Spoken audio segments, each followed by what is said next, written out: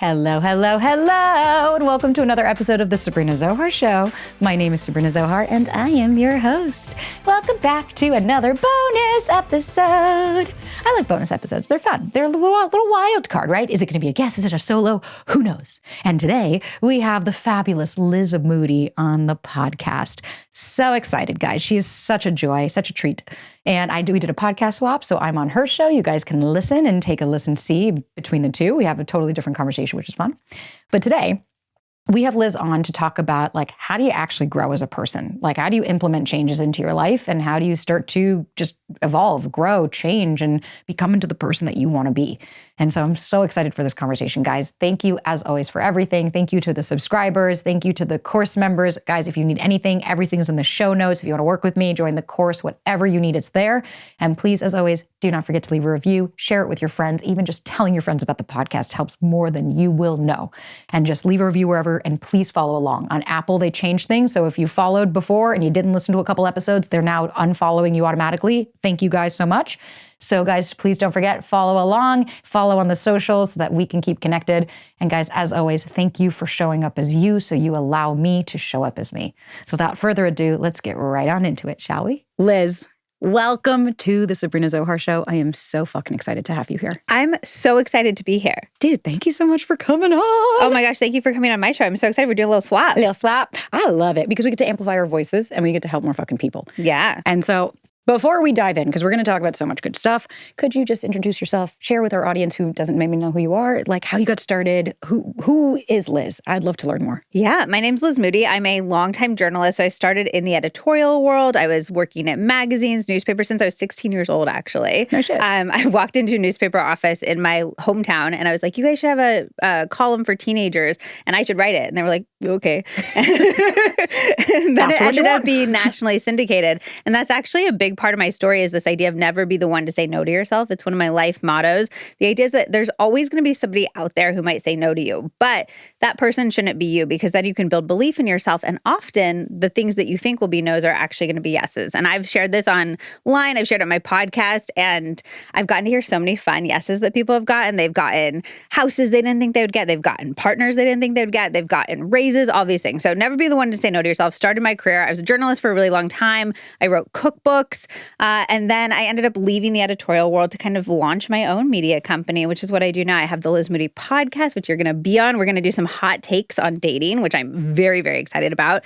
And then I have my book, which is called 100 Ways to Change Your Life. And it's a really fun book. It has these little digestible snippets of science-backed tips and then ways that you can action them. And I'm sure we're going to get into a lot of that stuff today. I was about to say, I cannot wait. We don't have to go all over 100. No. You want to quiz me? Yeah, exactly. Number 56, go. You say you fucking wrote this. I wouldn't do it. But no, I'm just stoked because I think you have such an inspirational story, like you said, of don't say no to yourself first. And I think, at least for me, when I first started all of this, I was saying no to myself of no one wants to listen to me. No one cares about me. And it's sometimes you really have to actually just go out and say hey, I'd like this. And somebody might be like, okay, I could do that. And you're like, oh, I was saying no to myself this whole time. Now, I'm curious, were you cognizant of the fact, the saying no to yourself? Have you always had that awareness of pushing through and supporting yourself? Or when you were younger and people would say no, you were like, oh, okay. I really have always had kind of the chutzpah. I've always kind of been hey, the world can be mean, so why would you be mean to yourself? Why would you not have your own back? And it's worked for me for so long. It's worked for me from my earliest memories of being well, why not just ask? Why not just ask? And so I think I've gotten to see those results throughout my life. And so I've always been a never be the one to say no to yourself girly. Oh, I love that. I got my first book deal that way. I pitched this popsicle series for women's health, this healthy popsicle series. And I was I'll develop some recipes for you. And they were like, okay.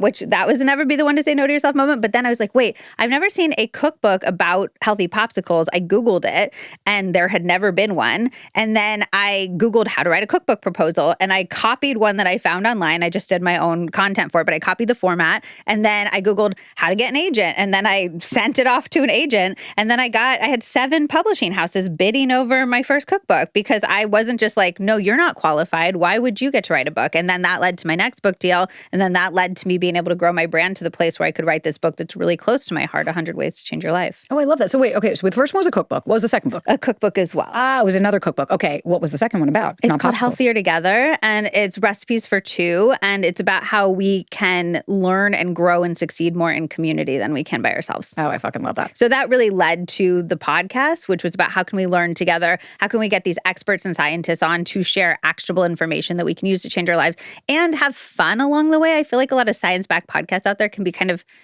dry. And I'm like, life is too short to be boring. So we're going to have fun. We're going to do all of that. But we're going to do it in community. So that cookbook really led to the podcast, which has grown so far beyond that. Oh, I fucking love that. Okay. I'm curious because I think for anybody listening, I think a lot of people want to change, right? We have that desire. And like, at least the audience that we have, we love all of you guys. But we are a lot of, I'm going to say we because we are part of this community, but like, it's a lot of anxiety, a lot of dating, a lot of, I want to change. I want to so bad, which is like another hot take of like, if he wanted to, he would. I'm like, it's not about want, right? I can want something really bad, but I might not have the bandwidth. But I think in your experience and with writing the book and everything, where do you start? Right? Like you had to start somewhere, right? We start somewhere. Like what for you was the like catalyst or a great place in your experience and with all of the things that you've learned, if you're eager to start changing, where do you begin? Figuring out what you want is the most important thing. And that feels very like, oh, of course, I've already done that. But I don't think a lot of people have actually taken the time to really zoom out and figure out what their individual unique goals are, because we are bombarded with so many messages on a day-to-day basis about what we should want, what we should be doing, especially in things like dating. It's like, oh, you should be with this type of person. You should be following these rules. And that's not true. I think about this all the time with the short guy thing that's happening right now, where people are like, you have to put your height in your profile. And I don't know if a lot of people have stepped back and been like, well, how high is that on my list of my personal desires for my partner? Or is this something that I've been sort of bullied into by the fact that that's the norm now in app culture? And am I just ruling out? I have a friend, Logan Ury, and she's the director of dating science, I think, at Hinge.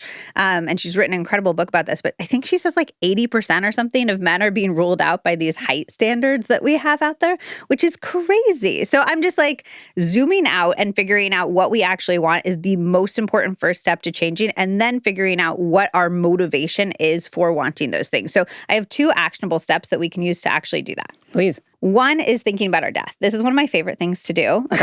Okay. No, I'm so here. We do have a mortality. So I'm like, it's important to acknowledge that. We do. And I don't think it has to feel morbid. I think zooming out and thinking about yourself on your deathbed and really looking back at your life and saying, what's going to have mattered to me and what is not going to have mattered to me is a really important thing that we can all do to kind of break out of the grooves that we get ourselves into with our lives, of the like, oh, I should be doing this. I should be here at this point. I should be interested in this type of person. So zoom out on your deathbed. What type of person do you wish you had dated? What type of memories do you wish you'd had with them? What type of job do you wish you'd been doing? What do you regret not having done more of? What do you regret having let yourself stay in for too long? And you can ask yourself these questions and really try to get a felt bodily sense of how you will feel when you're looking back on your life at the end of your life. So that's step 1. And then 2 is figuring out the why behind whatever your goals are. So if you're like, okay, I really want a partner. We're talking about dating. Why? What are you expecting that person to bring to your life? I don't think that, well, I just want a partner because I want one is going to give you the motivation to make the changes that you need to make to get unstuck and to create the life that you want to live. So for me, I'm going to use the example of my anxiety, which has been a huge motivator in my life. But once I was able to recognize that getting rid of my anxiety was one of my number one goals, there was a point in my life, we don't have to get into this whole story, but I was agoraphobic and I was having panic attacks every day and I couldn't get out of bed for months without having panic attacks. And so, okay, let's rewind. I was trying to make all these health changes because I wanted to look a certain way. I wanted to have my body be thinner. I wanted to be accepted in a certain way by society. Women's Health was telling me I needed to eat less, all of these different things. I saw these magazine covers. I was like, cool. I can never stick to it. I can never make these changes that I needed to make. Once I connected, oh, if I work out, I'll have less anxiety. This is my number one why. Again, I'm trying to stay out of bed and not have panic attacks all the time. Once I connected, oh, if I have nutrients in my body, I don't have panic attacks. Once I connected, oh, if I get a good night's sleep so I don't sit up scrolling on my phone, I won't have panic attacks. That was a why that resonated with me. And I've been able to stick to every single habit that I wanted to stick to since I was able to recognize that why. So we're zooming out. We're thinking about our death. We're thinking about what we really want our life to look like at the end of the day. And then we're taking the learnings from that and we're figuring out the whys for our everyday actions in ways that are actually going to motivate us to change our behavior and stick to the habits that we need to stick to. I love that. I do. I think zooming out, because it's like, sometimes we also need to be cognizant of like, yeah, we're not guaranteed very long here. And I want to make sure that the marks that I'm leaving are impactful and the people that I'm meeting are something. Because like, I am curious, because you did say you have anxiety. I have, I've had anxiety for my entire life. That's very much something that I'm very comfortable with, if you will. And I think for me, my mom always said, she's like, when you're sick and tired of being sick and tired, you'll make a change. And I was just going to say that. I think that sometimes we become comfortable with certain kinds of discomfort. And until we become comfortable with the discomfort of uncertainty, we're not going to make changes. 100%. This episode is brought to you by OneSkin. My babes, did you have a little too much fun in the sun this summer? I mean, it's no secret that the UV rays can take a toll on your skin. It leaves it dry, tired, less vibrant. But if you want to hit the undo button on UV-induced aging skin, well, then say hello to OneSkin, your secret weapon against the summer's toll on your skin. I am all about the anti-aging, my babes, which is why I love that OneSkin products are all powered by the revolutionary OS1 peptide. And so that peptide is scientifically proven to reduce dysfunctional cells, which are a central source of aging. And it can actually reverse the biological age of skin by several years in their groundbreaking research. It's kind of incredible. So I use OneSkin every single day. I use the moisturizer, I use the eye cream, and then I use the sunscreen over it for when I'm going to go out in the day. And I love it because it's just super lightweight and it really, really helps reverse the skin's biological age by reducing the number of senescent cells by up to 50%. Guys, that's incredible. And I'm all about doing whatever I can that does not include any injections in my face because I want to age gracefully and beautifully, but I also want to take care of my skin while I'm doing it. So guys, OneSkin is the world's first skin longevity company. OneSkin addresses skin health at the molecular level, targeting the root cause of aging skin so skin behaves, feels, and appears younger. Guys, it's time to get started with your new face, eye, and body routine at a discounted rate today. Get 15% off with the code Sabrina at oneskin.co. So again, that's 15% off oneskin.co with the code Sabrina. After you purchase, they'll ask where you heard about them. Please support our show and let them know that the Sabrina Zohar show sent you. Guys, we have only one body, one skin, and only you can choose to make it better. Age healthy with OneSkin. We all have the one person that you date that you're like, oh, that one, but that was a lesson, right? It was such a mark. And this unfortunately, I didn't learn the lesson the first time and had to date this person again and then go through hell and back. But you know what? Part of the journey. And I remember when he ended it, it was like the same fucking rhetoric I had heard 1,000 times. It's not me. It's not you. I'm just not ready. And you're like, God damn it, dude. It's been almost 2 months. We were finally making intimacy was happening. And he freaked out. And that was that moment for me where I was like, I am done with this. And my motivation wasn't, I want a partner. It's like you said, it's like, I ask that all the time of like, okay, what do you want to do with a partner? I want to do fun stuff. Okay, well, what does that mean? What is fun to you? How is your partner going to fit into that fun? Are they going to go with you? Do you need somebody that does it? Getting granular about it allows you then to be like, oh yeah, actually you're right. Maybe I don't need somebody that does that. But what I would love is this. And being able to like be cognizant about that, look at that, and then start to look and say, okay, the common denominator was me. It was a pattern. I was doing the same things over and over again. And so for me, my motivation was I want to make a change in my life so I don't feel like this anymore because it was feeling so heavy. And sometimes it's like that, for me, it was enough to say, okay, you know what? I'm going to go see a therapist. Okay, what's going to happen if I see a therapist? They're going to help me make more awarenesses, help me make more understanding of things. And yeah, it was 2 years of self-awareness being cultivated. That's not necessarily meaning I was making all these changes yet, but it was a start, right? Like it was progress and you're making it. And then you just, as you start to do all of these things, you start to realize like, oh, wow, yeah, I used to handle that very differently. Right? Like I'm curious for you, when was there a moment for you where you were like, wow, I've really grown, like I've really handled things differently with the anxiety than I used to? Ooh, that's an interesting question. I will answer it in just a second, but I do want to speak to what you just said for a second, because I think one of the biggest mistakes that people make in dating is not getting granular about what they want. Yeah. And so then what they think they want doesn't actually align with their goals and they focus on the wrong things. I have a girlfriend right now and she's dating a guy who she doesn't consider as physically attractive or physically attractive in the same way that she thought she would be attracted to. And she like comes to me and she's like, is this okay? And I'm like, well, are you attracted to him? And she's like, yes, we have the best sex that I have ever had in my entire life. And I'm like, what is the problem? And she's like, well, I just pictured myself with a guy who was like this tall and he dressed like this and his hair looked like this. And this guy isn't that. And I'm like, what does that get you? What does that get you? Unless you're like, my goal with my partner is to take photos that look like this, which I don't think is what a lot of us are looking for in a partner.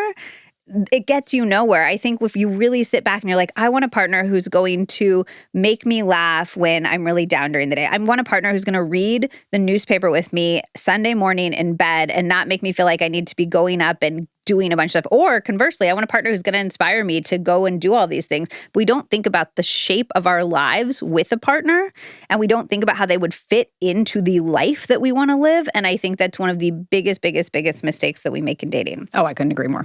A moment that I really felt like I'd changed. I mean, one thing that I think is really important is I don't think there is a moment where you're like, I've done this. I've succeeded. My anxiety is gone. I still deal with anxiety on a pretty regular basis. And I think that's really important. One of the reasons I even structured my book the way that it is, it's 100 distinct tips. It's not like a book you read through and you finish. It's a book you leave out and you're like, oh, tip 37 sounds good right now. You read it for 5 minutes, you put the book down. Is because our needs change as we evolve and grow over time. And so I would say there was never a single moment where I was like, oh, girl, you got this. More just like, I'll wake up feeling a certain day. I'll wake up feeling a certain way one day and be like, oh, wait, I have a tool that can actually help me with this. Or I'll feel kind of like sluggish and lethargic. And instead of being like, don't go work out, you feel sluggish and lethargic, I'll be like, wait, I remember that moving my body actually is the thing that gives me energy. So throughout the day, I'm able to grab these tools and create a life that feels the way that I want it to feel.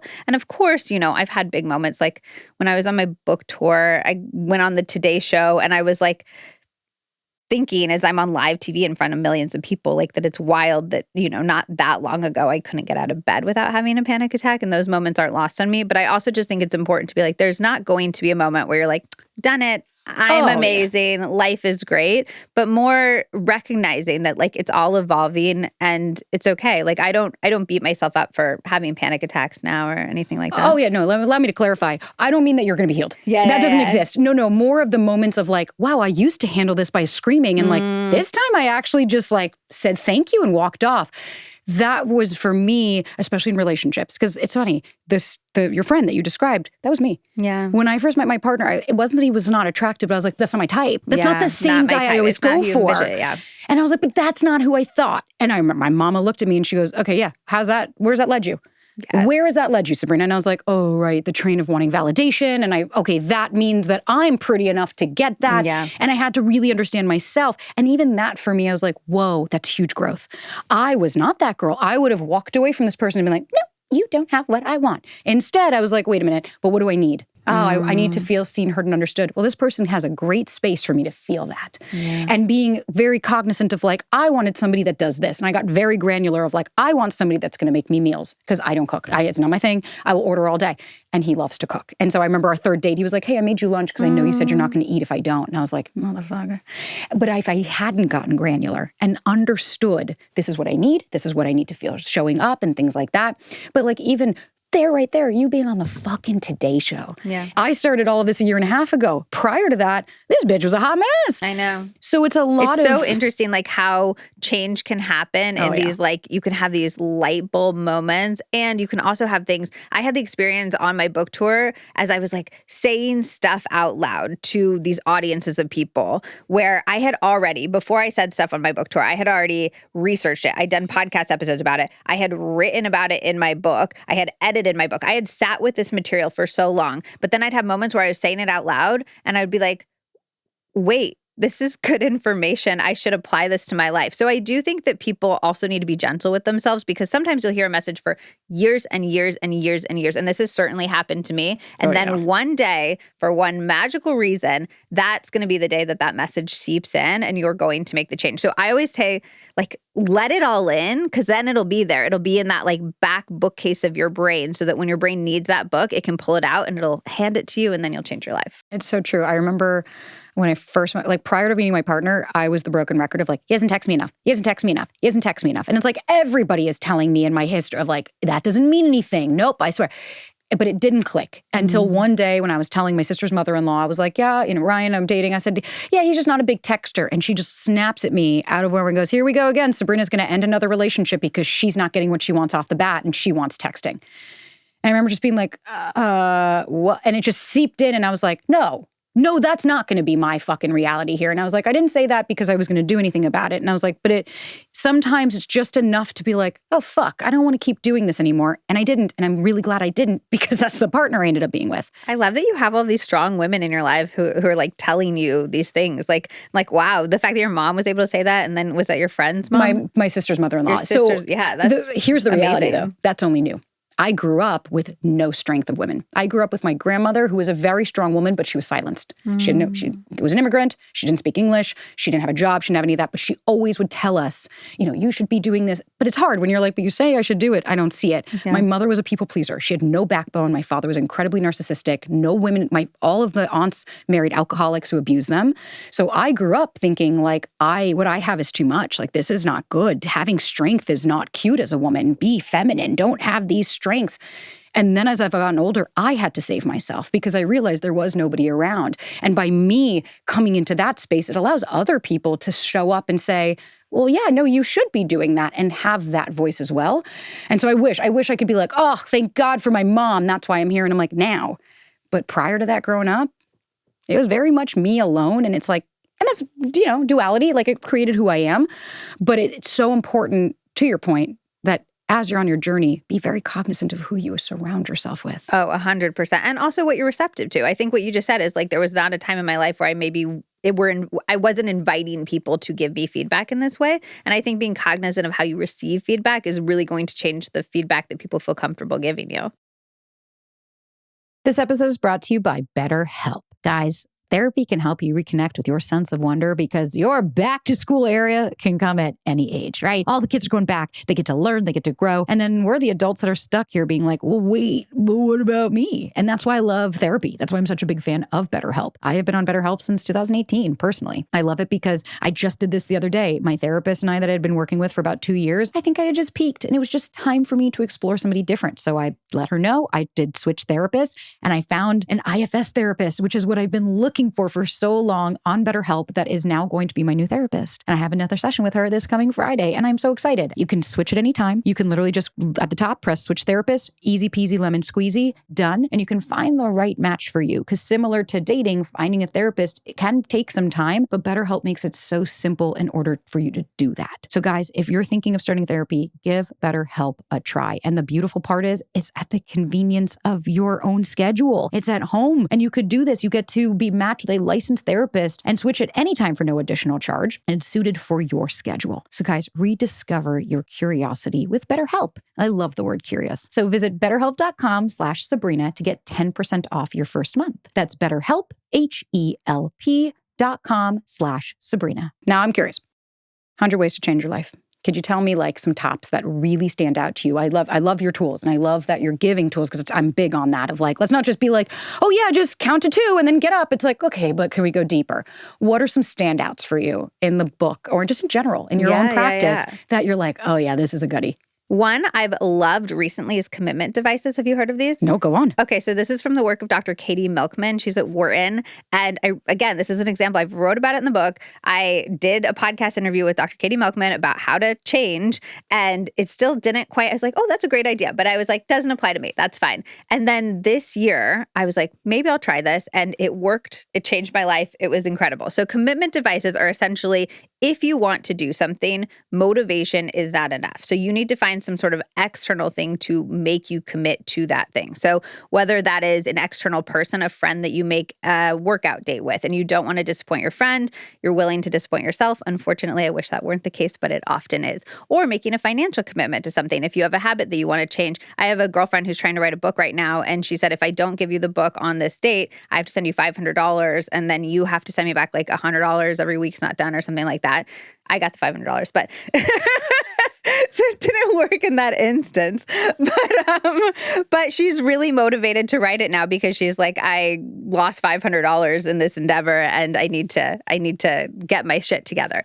But a financial commitment can be a really great way. There's a lot of apps that let you donate to political causes that you don't believe in or philanthropies that you don't believe in if you don't achieve your goals. And so I use this recently for working out. I wanted to have a solid workout routine. I've been doing home workouts forever, but I'd find myself procrastinating for like 2 hours and be like, just hit play. It's not that hard. And then I wouldn't hit play.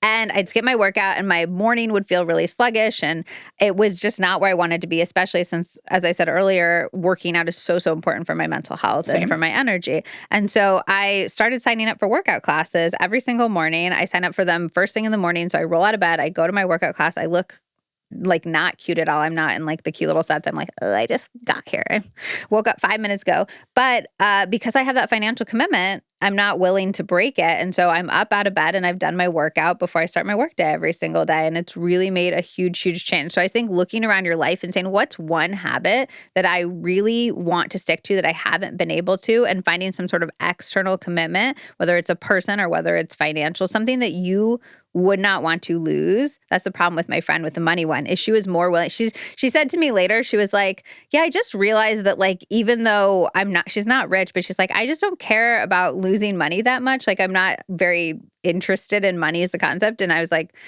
okay, so you need a different commitment device, but choose something that really matters to you and use that as a way to stick to a goal that you wouldn't otherwise be able to. I love that. I really do, because I'm the same. Same with workout classes. I'm like, no, I'm going to book this because in the morning I'm not going to want to, but it's $35 fucking I'm going to lose, and I have done that 4 times already, and it's like I'm not going to keep doing that. I'm unwilling. Like the idea of losing money is the most motivating thing for me. I hate waste as a concept. It's probably something I need to work on later in therapy because I hate wasting time. I hate wasting money. I just don't like the idea that you've put something into something and not gotten value out of it. Interesting. So a bit of a sunk cost bias? Yeah. We'll leave that. We can explore that another day. But they work very well for me as a result of that. That's the thing. Some of those coping mechanisms and protective mechanisms do work, right? Yes, like they 100%. They do. It's just a matter of like, if you're okay with it, cool. But it's so interesting. As you were saying that, I was like, I've started to do that. And that's something that I've even recommended to anybody that listens. I'm like, sure, you want to take your fucking self-development and your dating life seriously, but you're only willing to listen to free stuff, and you're only going to get a free guide online. And why do I have to listen to this with ads? And I want it all for free, and I'm just going to go do this. And it's like, that's cool. If you don't invest in yourself, it's going to be really hard to fucking hold yourself accountable. Because I know when I pay $400 for a course, I'm like, oh no, I'm doing the course. I think that's half of why courses work, is not even the content, but simply people are like, oh, I spent money on this. I need to get something out of it. I need to stick to whatever goal I set that maybe purchased this course in the first place. 100%. I created the foundation course, and I had a couple people, and they wrote in, they're like, can I have a refund? I'm never going to do it. And I was like, nope. No, there's no refunds. And I was like, and the reason we drip it out is so that you have every week to implement the material you're learning. Because I can listen all day, it ain't gonna last. And then I got an email from a few of them, but like one of them specifically, and she's like, thank you for forcing me to do this. Not forcing you, but she was like, thank you for holding me accountable for the decision I made, which was to purchase this. And you have a return policy that is non-negotiable. And she was like, because these questions opened my eyes in ways that I wasn't ready for. And it's like, fuck yeah. Like that's the goal, but we have to be willing to get uncomfortable. And that was something I wanted to ask, because I think I talk about this shit all the time, like sit in the discomfort. What if you have any strategies or helpful ways for being able to sit in discomfort, to do things that make you feel uncomfortable? Because we know growth, right? Like I don't want a fucking ice bath, but I know it's probably good for me. It's going to help my anxiety. But like even my partner, somebody had written in the other day saying, I don't want to go on dating apps. I hate them. They make me uncomfortable. Like I'm just so tired of them. I want to meet people another way. And his response was, no. Do what makes you uncomfortable. He was like, I'm not saying you have to meet everybody on a dating app. He was like, but stop avoiding it because you just don't like it. And instead say, how can I grow my window of tolerance? How can I expand? How can I do that? But I was curious if you have anything personally that you love to use or ways that you get through that discomfort. Because I think a lot of people wrote in saying, How do I do that without getting stuck? So I would offer a counter question, which is how can we learn what discomfort we should be tolerating, and how can we learn to trust our judgment of what discomfort has growth on the other side and which discomfort is simply uncomfortable and we shouldn't be subjecting ourselves to. So in that vein, I think building your self-trust is probably one of the best things that you can do to begin to tolerate discomfort, and again, know what discomfort you should be tolerating that is in line with your goals. And I have two specific things that people can do for that I really like and that have helped me a lot. So one is just building your decision-making muscle. And this is a lot easier than people think. This is from the work of Dr. Aziz Gazipora. He did a whole episode with me about confidence and how we can build our confidence in really like tangible science-backed ways. And this is so easy. So the idea is anytime you're faced with a little decision, just make it quickly. Just make it super fast. Don't be sitting there. A menu is a great example. You're sitting there, you're staring at the menu. I used to ask my husband what dish would make me the happiest, which is insane. It's insane. Like, talk about the opposite of building your decision-making muscle is like, will I be happier with the sandwich or the salad? Like, it's you like, tell me. No, yeah, like I need to. So literally just sit there. You can put your hand on your heart. It'll feel cheesy, but like you can put your hand on your heart, look at the menu and say, what will I be happiest with? And pick that thing. And then the secret to this that makes it especially effective is you aren't always going to pick correctly. But when you get back that meal and you're looking across at your friend's meal and you're like, wait, their meal is better. Did I order wrong? You're learning to sit in that discomfort, that mild discomfort of like, I made a choice. It maybe wasn't the best choice, but I'll survive. I'll be okay. My life isn't over. So these little tiny at the cereal aisle at the grocery store, when you have the 47 tabs open trying to figure out which pair of leggings to order, just order a pair of leggings. One, you're going to get so much time back because these decisions do not really matter as much as we think that they matter. But two, you're going to learn to build that decision-making muscle, which is going to build your self-trust muscle. And you're going to experience these little micro moments of discomfort, and you're going to build your muscle in terms of sitting in the discomfort. The other thing that I really like to do to build self-trust is to keep promises to myself. I think keeping promises to yourself is the single best way to build like a loving, trusting relationship with yourself.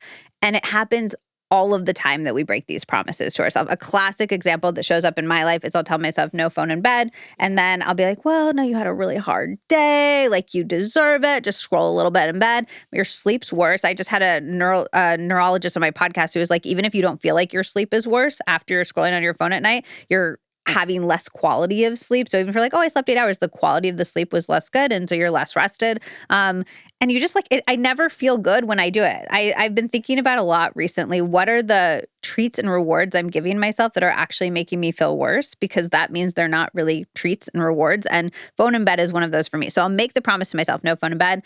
I'll break it. And then I'm teaching myself that my word isn't trustworthy. So then when I'm trying to make another promise to myself, oh, you'll go to the gym this morning, or I'm just telling myself something about myself. You're lovable. You deserve to have a great partner. You're smart. You're capable. All these things. I'm like, who are you? I don't trust you. Right. Who's that voice? I've built no sense of trusting relationship with that voice. So these little micro moments are all opportunities to either break that trust or build that trust. And as much as you can use them to build that trust, the better. So a really actionable way to do that outside of identifying it is just pick one tiny promise to make yourself. Maybe you'll say, I'm going to take one walk around the block every single day. Lower the bar, lower the bar, lower the bar until you can keep that promise. And it will start to build that self-trust foundation, which again is going to lead to you being able to know what decisions you should be making to push yourself through into a discomfort place that will have growth on the other side, or which ones maybe aren't for you. This episode is brought to you by Field of Greens. Guys, we all have 2 ages. So we have our true age and our biological age. So our bio age suggests how healthy or unhealthy we are inside. And you want your bio age years younger than your true age. So let me tell you guys how Field of Greens is helping me do that. I personally am like a 6-year-old that lives in a grocery store. I do not get the nutrients. I do not get the supplements. I do not get what I actually need in a day, which is why I'm such a big fan of Field of Greens. So it's an organic superfood fruit and vegetable drink. It really is unlike any other, and it's serious nutrition. So Field of Greens was approved for a university study that doctors believe may lower your body's biological age. That generally means better health. So each fruit and vegetable in Field of Greens was selected by doctors to support vital body functions like heart, liver, kidneys, metabolism, and immune system. I'm a big fan because, our diet really is so important. It's how we keep ourselves healthy and young, and that's how we're actually able to take care of ourselves in the long term. Of course, fitness is so important, but it really all starts and stops with like what we're ingesting, what we're putting in our bodies, and how we're taking care of our bodies. So guys, join me in a better health with 15% off and free shipping. Visit fieldofgreens.com and use the promo code Sabrina. So again, that's the promo code Sabrina at fieldofgreens.com, fieldofgreens.com, and the code is Sabrina. Guys, I'm obsessed with this stuff. The tastes are amazing. We got 3 different flavors. They're so robust. They're so easy to drink, and they really just make you feel vibrant inside and out. Growing that muscle for myself was really important of like, if I say I'm going to do something, I'm going to do it. And if I don't, that's okay. I'm a human. But Britt Frank, she's a neuropsychotherapist. I don't know, Britt. I love her. Fucking love Britt. Very good friend of mine. And she all the time, she's like, micro yeses, dude. Micro yeses. And she was like, I want you to make them insultingly small.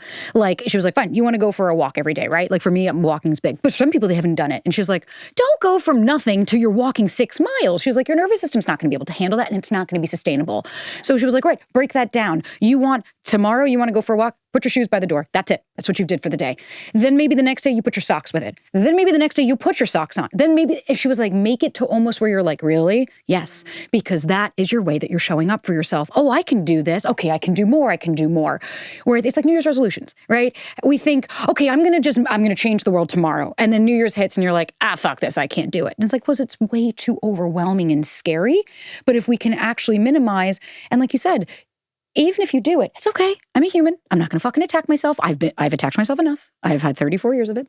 And the big one though, let's hold on to that. No phones in bed. I have the same, because I don't sleep. I do not get sleep. So bad for us. You're a bad sleeper? Bad sleeper in the sense where like I'll sleep the 8 hours and then I look at my Whoop and it's like, you got 6% REM. I'm like, what the fuck? And I don't notice it. It's not like eye masks can really help with REM. Do you use an eye mask? No, we just have the blackout. But an eye mask is because often there will be like little lights in the room or stuff like that. So eye masks can help a lot with REM sleep. As can going to bed earlier is better for deep sleep, but it can help with REM a little bit too. Yeah, it's like those struggles. And like I'll look at my Whoop and they're like, you were in high stress last night. I'm like, fuck off. Of course I was. But even those little things, like once I started to correlate, I could feel my heart pounding. And like, let's be real. I didn't go from all to nothing. What I started to do was I red scaled my phone. I don't know if you've heard of this. A friend of mine, where you put into red. That way there was no blue light. Started there. Then I would start, the way that I do is like we stretch right outside of our room. And so now I started to, like at first we'd stretch at 7 and I wouldn't go to bed till 8:30 and like 9. And so I used to, instead of putting my phone in at 7, I would keep it by me. And then I got closer and closer of like, okay, instead of putting the phone in there at 8:45 and I'm going to go to bed at 8:46, I would put the phone outside of the room at 8. And I started getting earlier and earlier. So now at 7:45, 8, that's it. Phone is done because I really could feel my anxiety. I'm in bed and I'm scrolling and I'm like, I can feel my heart just racing. Yeah. I can feel my brain is now triggered on. I can't just go to bed now because I just saw a comment from Susie in Iowa who told me I cursed too much and she doesn't fucking like me. And now all of a sudden no one likes me anymore because Susie doesn't like me. This is a made up name. Susie, if you're real. But just things like that I really started to understand, wait a minute, this isn't serving me. And then on top of it, it was, oh, okay, when I do that, I'm more anxious with my partner. Then he's getting really upset. Or I'll wake up and the first thing I do is grab my phone. Now, I didn't go from, I don't touch my phone for an hour, like Nicole, neuroscience, we love her. She's like, Sab, no phone for 30 to 60 minutes. And I'm like, 36, that's a long time when I wake up. So I meditate now 10 minutes, right? It's those little increments of, and even Ryan the other day, he was like, you've been in better spirits in the morning without grabbing your phone. And it's like, yeah, because this is little device, as beautiful as they are, don't get me wrong, I love our tablets, but they're also, our nervous system doesn't get it. Yeah. And it's so tough. Do you do phone anymore at all, or is no phone at night? No phone at night, and I try to do like 2 hours before bed. But I do think I think it's really important to acknowledge to ourselves that they are designed to be addictive. So you can't just decide, oh, I'm not going to do it. You need to actually build boundaries into place for yourself. I have something called a brick. Have you heard of that? No, talk to me. You like scan it with your phone and you choose apps that it doesn't allow you to access. And then until you scan it again, it doesn't let you access those apps. So it's really helpful if you need your phone as an alarm, but you don't want to scroll on anything on it, or I'll scan it and then I'll leave for the day. And until I come home for the day, I can't unlock any of those apps. So it takes away that automatic response of picking up your phone and just being like, wait, have you seen those TikToks that are like, there's a person lying on the ground and they're like, oh, wait, I was going to call the ambulance, but I opened TikTok instead. And we just have this automatic response to click these apps, and then you're scrolling and it's been 5 minutes and you're like, wait, I didn't even mean to open this app. But that's because it's designed to be addictive. And so I think being gentle with ourselves and saying, okay, this is designed to be addictive, so I need to build into place structural boundaries to break that addiction. The red scale is really helpful for that, putting in a different room. If you just say to yourself, I need the willpower to not reach for it, you're going to lose every single time, because it is quite literally designed to fight that willpower. 100%. I remember even years ago, when I was like 20, a long time ago, the therapist I had, and she was like, keep your phone out of your room.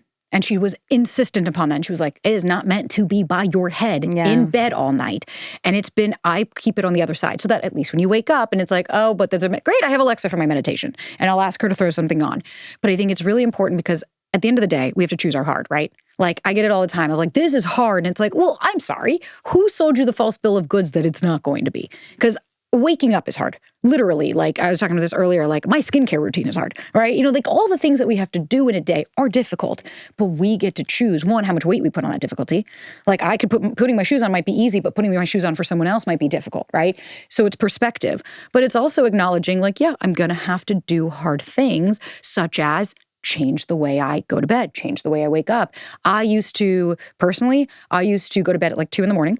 I would be up on my phone watching TV. I'd wake up at 11. That was my everyday. I wouldn't work out. I'd eat like shit. And then I wondered why I was riddled with anxiety. Over the course of 8 years, let me preface, this is over the course of 8 years, I now am up in bed every night at 8:30, up at 5. The first thing I do is I meditate, then I will get to work after I've gone on a walk. Like there is a structure in place, because I think it's important for us to take care of ourselves first and fucking foremost. Well, and that's where I go back to thinking about your death and figuring out your motivation, because I do think if you're sitting there and you're thinking, when I look back at my life, how many hours will I be okay that I spent scrolling on my phone? What will I regret missing out on? And if you really do the math on that, it can be very frightening and very motivating. And then that gives you a really powerful why that you can use to change your behavior. Thank you for sharing that, because it hit me with a memory of like, when I used to waste my time texting and dating and just fucking incessant. Like I'd meet a guy in an app and I'll never forget. Like my mom, she had 6 brain aneurysms. Like she has been through hell and back. And we thought we were going to lose her quite a few times. And this was like 2 years ago that I was with her. And I truth be told, I don't remember the day I spent with her, but I remember being on my fucking phone the whole time. I remember texting this person. Guess who? Never fucking met him. Never met this guy. To this day, it has been, and we spent morning, noon, and night videos and FaceTimes and or like texting each other and all that stuff. And all I kept thinking after was like, I wasted time that I could have been with my mother, which she is not going to be here forever. And I would set myself on fire for that woman. But instead, what do I remember? Wasting my time on some guy on Hinge that I literally never met that just talked to me all day. And so I'm glad you brought that up, because we do have to look at, for anyone listening that's like, well, but I just want to find someone. It's like, but if you don't stop to smell the roses of the life that you actually have and lift your fucking head to go, oh, it's sunny. Oh, I'm alive. Oh, I have friends. And all you're doing is head down I need to find someone, I need to find someone, I need to find somebody. It's going to be really hard to make changes, because you're not making those changes for you. You're making those changes hoping that somebody else is going to choose you. Really dangerous place to be. I had a woman on my podcast, Cassie Holmes, and she suggested that people literally do the math on the amount of experiences of a certain sort that they would have left in their life. So she used the example of a guy who loved going on walks with his dog. And she's like, okay, literally do the math on how many walks you have left with your dog, likely based on the average lifespan of a dog. And he did. And he's like, wow, it's really not as many as you would think. And so then he started taking his dog to the beach to do walks and making the walks like something he really found special and he looked forward to. And it's, are you going to Sorry, my dog passed away a couple years ago when I started all this. I'm so Please sorry. don't even. I have a 15-year-old cat, so I'm right there. So he started taking his dog to the beach and doing these really special walks and not viewing it as a chore, but as this relish time that he wouldn't get back. And then a few months later, his dog actually got cancer and passed.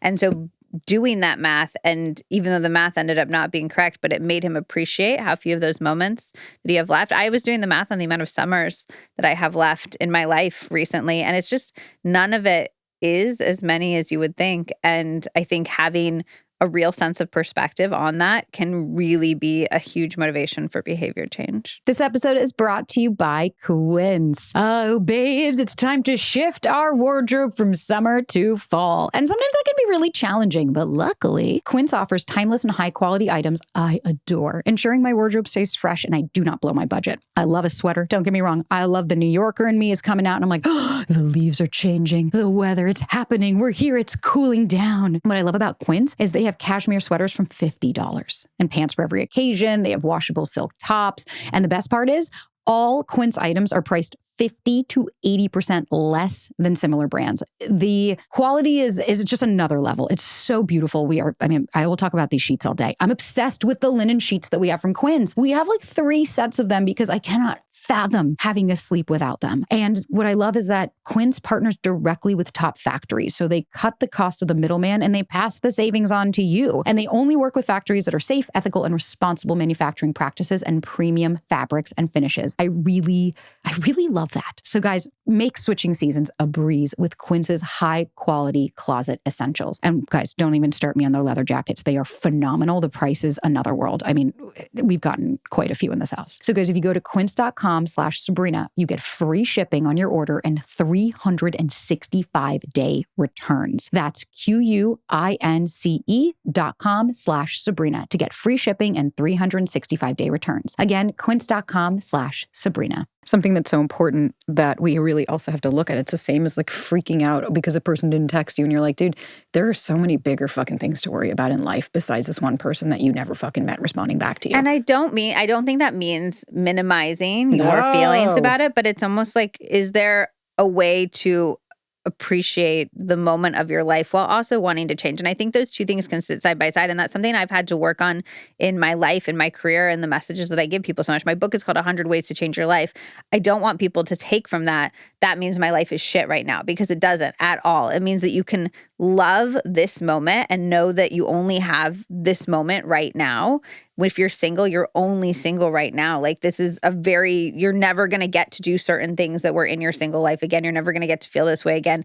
And you can desire and work towards change and growth. And those things can really live side by side. And I think that's important to acknowledge and make space for. That's 2 conflicting thoughts. Yeah. You're allowed, that's a huge sign of growth, is being able to hold on to, I'm happy with my life, but I also do want a partner. Yeah. I have this moment right now and I'm really grateful to be in it, but I'm also working towards this goal. And guess what? Once you have a partner, there's going to be something else that you're going to want. You're going to be happy. I do think that dating is interesting because it leads to this false narrative. I think having children does this too. Or it's the if only when narrative. If only I had a house, I'd be happy. If only I made this much money. If only I had a partner. If only I had kids. You have this narrative of if this happens, and it leads to the arrival fallacy where you get to that moment, it doesn't feel the way that you think, and you hit a hard crash afterwards. And so having this micro moments of gratitude sprinkled throughout your life, what are you grateful for this moment, this day, this week, is a really nice way to counteract that sort of dopamine crash you're going to get after you get the thing that you think will make all of your dreams come true. The if this, then this. Yeah. Like, if I get this, then I get this. And that's because dopamine is literally the neurochemical of desire. It's trying to motivate you to get the next thing. Dopamine doesn't care if you're happy when you get the next thing. So once you get it, your dopamine is just going to drive you to want something else and something else and something else. So we have to intentionally counteract that. Otherwise, we're going to be constantly desiring and never enjoying. My mama always said, when I used to hang out with Clem, and I would just be like, I'm sad and I'm alone. And she would stop me and say, this could be the last time that you're single and alone. This could be the last time that you're doing that. So maybe we should enjoy it instead. And I started to reframe like, oh yeah, this could be my last Christmas or Hanukkah or whatever, alone. And it's like, and she was right, because. And what do I want to do? Like, do I want to put the Christmas tree right in the middle of the room? Do I want to eat latkes every single day for every single meal? Like, what do I want to do? And there's such beauty and magic in that. And I just think there's such beauty and magic in all the different parts in our life. But by focusing on what's the next thing, we're missing that. Always, because by focusing on what's to come, you don't appreciate what you have. Yeah. And that's the beauty of, like, if you want to change your life, that also starts with, like, somebody asked, like, how do I accept the life I'm living versus the life I want? And it's like, well, you can't always be searching for something you don't have. Eventually, we have to stop and say, okay, I don't need you to be happy, but I do need you to accept it. I don't need you to say I'm happy. You can just say I'm okay. My therapist always, when she said, how are you? I'd be like, I'm okay. And she's like, I'll take that. I will take an okay today. And I'm like, great, thank you. That's all you get. Did you know, though, that you can literally rewire your brain to feel more happiness on a day-to-day basis? Tell me how. So this is in my book. It's from Dr. Rick Hansen, and it's a really cool trick. So basically the idea is your brain wants to take the neural pathways that it's taken the most, because it's like if you have a path through a meadow, there's a path that like people have walked on a lot. That's an easier path versus the path that's like overgrown. It's got weeds. It's got grass all over it. So your brain wants to take that easier path. And so you can do this exercise to basically make your pathways of positive thinking more well-worn, so your brain is more likely to take them in the future. And it involves a lot of the stuff we've been talking about. Essentially, you notice these little micro positive moments in your life. It can be like, oh, that sunset's really pretty. Oh, I'm really enjoying this conversation. Oh, I loved my matcha this morning. You notice the positive thing. You amplify it. So you really like turn up that dial of positivity. Oh, I'm loving this conversation. This is really good. This matcha, oh my gosh, I've become a real matcha girly lately. This matcha is incredible. It's like got these grassy, sweet notes. I love it so much. You turn up that dial and then you sit in it for 5 seconds. You count to 5. 1, 2, 3, 4, 5.